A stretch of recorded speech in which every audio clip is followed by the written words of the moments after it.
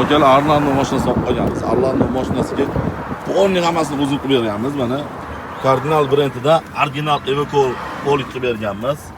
Cardinaldan toza sidenasiga birga bir tushagan sideni chiqarib qilib berganmiz. Xo'p, bundan keyin barini qilib berdik.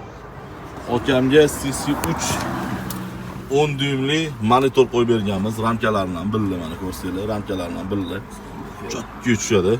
Orqasida subwooferlari bor, oldilari kolonkalari bor. Shunaqa Arlando haydaydigan aka ukalarga video jo'natib qo'ysanglar, video registrator, inspektor, star air hamma navorni o'zimiz shotda qildirib beramiz akalar. Akam lekin mazza qilishdi o'tdilar.